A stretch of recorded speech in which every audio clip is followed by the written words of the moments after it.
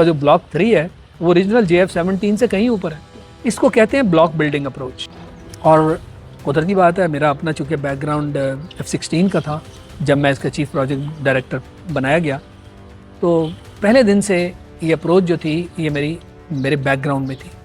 कि जब F-16 हम लेकर आए थे तो ब्लॉक बिल्डिंग थी ना, हमने जो वहाँ फ्लाई किया वो ब्लॉक 5 था, और जब हम पाकिस्तान ला रहे थे 6 महीने के अंदर ब्लॉक 15 बन चुका था, तो हम ब्लॉक 15 लेकर आए। ब्लॉक बिल्डिंग का मतलब ये होता है कि जहाज़ का जो एयर फ्रेम है वो तो आपने तकरीबन हमेशा के लिए एक बना दिया, हल्की फुल्की उसमें एडजस्टमेंट्स कर सकते हैं, मगर मेजर चीज़ें उसमें बदली नहीं जा सकती।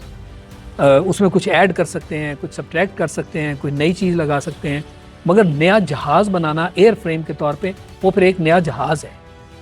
तो इसलिए इसके अंदर जो भी आपने आइंदा अपग्रेड करने हैं वो एवियोनिक्स और वेपन्स में करने हैं। आज की दुनिया में असल चीज़ एवियोनिक्स और वेपन्स है, एयर फ्रेम नहीं, क्योंकि आज वो डॉग फाइट का ज़माना ख़त्म हो गया। डॉग फाइट में एयर फ्रेम को बड़ा मनूवरेबल होना पड़ता था, मगर अब डॉग फाइट नहीं है, अब तो आपके BVR आ गया, बियॉन्ड विजुअल रेंज मिसाइल। दुश्मन को खबर ही नहीं कि वो मिसाइल आपने कितने मील दूर से मारा, आप वो मिसाइल मारा, मिसाइल उसकी तरफ चल पड़ा, आप मुंह वापस मोड़े, अपने खत्ते की तरफ चल पड़े। इसको फायर एंड फॉरगेट कहते हैं, फायर एंड फॉरगेट। तो अब ज़माना फायर एंड फॉरगेट टेक्नोलॉजी में एयर फ्रेम से कहीं बढ़ के एवियोनिक्स और वेपन्स का है। इसमें हर 5 साल बाद अगर आप इनको रिव्यू करें, टेक्नोलॉजी इलेक्ट्रॉनिक्स में आपको पता है कि कंप्यूटर्स का क्या हाल है, आपके टेलीफोन्स का क्या हाल है, 5 साल में वो टेलीफोन ही नहीं रहता, वो इस काबिल नहीं रहता कि आप उसको इस्तेमाल कर सकें। इलेक्ट्रॉनिक्स है ना ये। इसी तरह आपके वेपन्स हैं, स्मार्ट वेपन्स, जो कि इतने काबिल अब हो गए कि आज से अगर 5 साल पहले के वेपन्स देखें, 10 साल पहले के वेपन्स, तो आज के वेपन्स उससे कहीं आगे चले गए। वो कितने पोटेंट वेपन्स बन गए, कितने मौसर वेपन बन गए। ये वो चीज़ है जिसके तहत आप जब एवियोनिक्स और वेपन्स अपग्रेड करते हैं तो एक और ब्लॉक बन जाता है। तो अगर F-16 जो आपने लेटेस्ट खरीदा वो ब्लॉक 52 था, अब आप देख लें कि आज भी वो फ्रंट लाइन जहाज़ों के साथ नहीं खड़ा, बहुत बड़ा जंप है। अब वो सारी टेक्निकल चीज़ें मैं आपको कैसे समझाऊं। उसके अंदर वेपन्स बदल गए, उसके अंदर एवियोनिक्स बदल गई, उनकी कैपेबिलिटी बदल गई, उसके अंदर जहाज़ की ओवरऑल पोटेंसी कितनी बदल गई, बढ़ गई। तो ये ब्लॉक बिल्डिंग का मतलब है ब्लॉक्स के जंप जो लगते हैं इसकी कारकर्दगी में, इसको ब्लॉक बिल्डिंग आप कहते हैं। तो इसीलिए मैंने आपसे कहा जनरली आप ये समझ लें कि जो ब्लॉक 3 है ये उस ब्लॉक 1 से कहीं ऊपर चला गया। नहीं, स्पीड की बात ना करें। देखिए आप उन चीज़ों की बातें कर रहे हैं कि जो कि मैं इनको टेक्निकल नहीं समझता, कि उन चीज़ों का जिक्र जो मैंने आपसे किया कि अब तो एयर फ्रेम को भी बैक सीट मिल गई। आज जो बड़ाई जहाज़ की है वो उसके एवियोनिक्स और वेपन्स के साथ है, क्योंकि आपके एयर टू ग्राउंड वेपन्स भी जो हैं वो BVR हो गए, beyond visual range of set, उनको आप समझ लें स्टैंड ऑफ वेपन्स हैं। हमने जो पिछली मरतबा बॉम्ब गिराए अपने एरिया में थे, हमने बॉम्ब गिरा दिए जो दुश्मन के इलाके में जाके ज़मीन से टकराए और उन्होंने टारगेट उनके तबाह कर दिए। ये एक्यूरेसी है, उसको कोई गाइड भी नहीं कर रहा, बस उसको टारगेट दिखाया और फेंक दिया।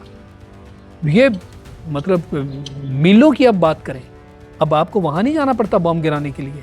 ये सारी आपकी एवियोनिक्स और आपके वेपन्स का कमाल है। इसलिए एवियोनिक्स और वेपन्स मिला के एयर फ्रेम से कहीं ज़्यादा अहमियत हासिल कर चुके हैं।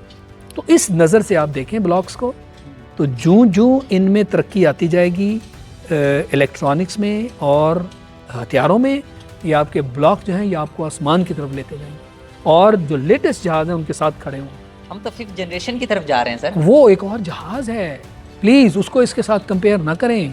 जैसे F-16 जब आया था, ये पैरेलल हैं, 5th जनरेशन का इसके साथ ताल्लुक ना जोड़ें। ये पैरेलल मामले हैं। इसको 4th जनरेशन जैसे आज भी अपग्रेड है, ये जो नाम लिए जा रहे हैं, रफाल है, ग्रिपन है, यूरोफाइटर है, ये सारे 4th जनरेशन के जहाज़ हैं, बिल्कुल, मगर अभी तक ये पूरी तरह बिके भी नहीं और इनमें इम्प्रूवमेंट चल पड़ी है। तो इसलिए इनको आप 4th जनरेशन में दूसरों से के साथ कंपेयर करें। और 5th जनरेशन अभी तक जैसे मैंने आपसे कहा कि सिर्फ 3 मुल्कों ने बनाया है, अमेरिका, रूस, चीन, पाकिस्तान चौथा मुल्क, तुर्की भी है इस रेस में शामिल है। वो तो खरीदना चाहता है ना मेरे ख्याल में। तुर्की JSF-35 अमेरिका से खरीदना चाहता है, पाकिस्तान बनाने जा रहा है। तो ये बड़ा फ़र्क है। पहले भी जो हमने JF-17 बनाया, कितने मुसलमान ममालिक हैं जहाँ ये टेक्नोलॉजी कोई भी नहीं है, जैसे न्यूक्लियर वेपन में कोई नहीं था, इसमें भी इब्तदा हमने की, बल्कि दुनिया में वो 4-5 मुल्क हैं जो जहाज़ बनाते हैं और उसमें हम भी शामिल हो गए। आज 5th जनरेशन में इन 3 मुल्कों के बाद चौथा मुल्क आप शामिल होने जा रहे हैं। देखें, जब F-16 आया था ना, तो उसकी खूबी हम इस तरह बयान करते थे कि ये फ्लाई बाय वायर सिस्टम होगा। अच्छा, फ्लाई बाय वायर यानी ये सिग्नल्स के ज़रिए फ्लाई होगा। इसमें वो आपके कंट्रोल्स, वो पुश रॉड्स और वो कंट्रोल सरफेसेस और उनको कंट्रोल करना मैकेनिकली, ये नहीं होगा। अब आपके हाथ में सिर्फ हाथ के अंदर जो जहाज़ के कंट्रोल्स हैं, आपका हाथ वहाँ होता है, आपका हाथ मूव नहीं करता फोर्स देने के लिए, आप सिर्फ प्रेशर से वो इतना प्रेशर देते हैं और जहाज़ मनूवर करता है। ये है फ्लाई बाय वायर। सही।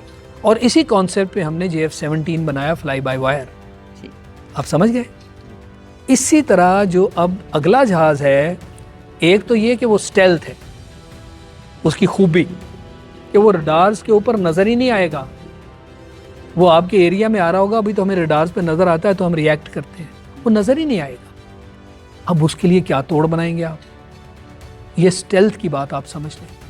फिर जो वेपन्स और एवियोनिक्स जिसका मैं जिक्र कर रहा हूँ, वो उस क्लास के हैं कि जो कि 4th जनरेशन में भी आप नहीं पाए जाएंगे।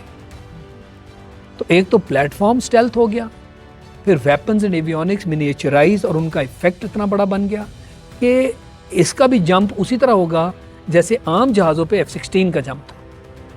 ये एक और कैटेगरी है, ये एक और डोमेन है। तो इसका मुकाबला 4th जनरेशन से हम नहीं करेंगे। अब 5th जनरेशन का मुकाबला 5th से ही होगा। 10 साल का तकरीबन आप इसको वक्त दें, क्योंकि अब ये काम हम खुद करने जा रहे हैं।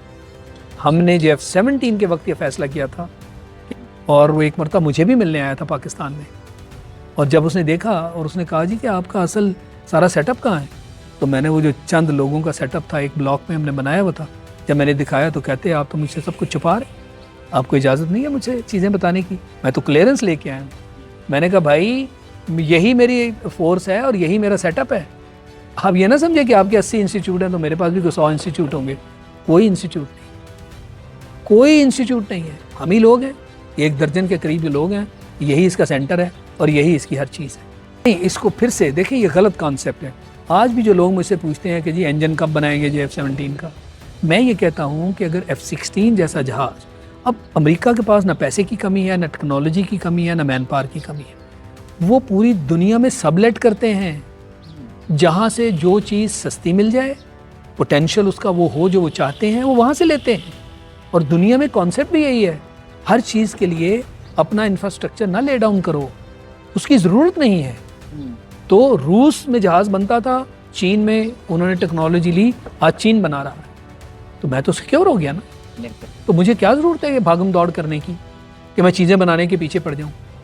तो और जो ब्लॉक बिल्डिंग का मैंने कॉन्सेप्ट आपको बताया, आपसे मैंने बात की है ब्लॉक बिल्डिंग की, और उसके अंदर फिर ये भी कॉन्सेप्ट है कि दुनिया भर में जो चीज़ें जहाँ से मिलेंगी हम उनको लेके लगा सकते हैं। ज़रूरी तो नहीं कि सारी दुनिया आपकी दुश्मन है। अगर अमेरिका नहीं देता, मुझे UK नहीं देता, फ्रांस नहीं देता, जर्मनी नहीं देता, तो कहीं ना कहीं तो ये चीज़ें बन रही हैं। हाँ, ये इंशाल्लाह 1-2 दिन में ये क्या चीज़ है? सुर्खी होगी। ये है ओवरऑल, हमारे जहाज़ ओवरऑल तक पहुंच गए हैं, इतनी फ्लाइंग कर ली है उन्होंने। अच्छा। ओवरऑल का एक टाइम होता है कि इतने घंटे उड़ाने के बाद ओवरऑल ड्यू हो गया। जैसे आप कार और बाकी मशीनरी को ओवरऑल करते हैं ना, हाँ। कि उसकी एक लाइफ के टाइम के बाद आप कहते हैं जिसका ओवरऑल करवाओ, पूरा ओवरऑल चाहिए। अच्छा। उसको एक एक पुर्जा उसका खोलना, उसको जो रिफ्रेश करना,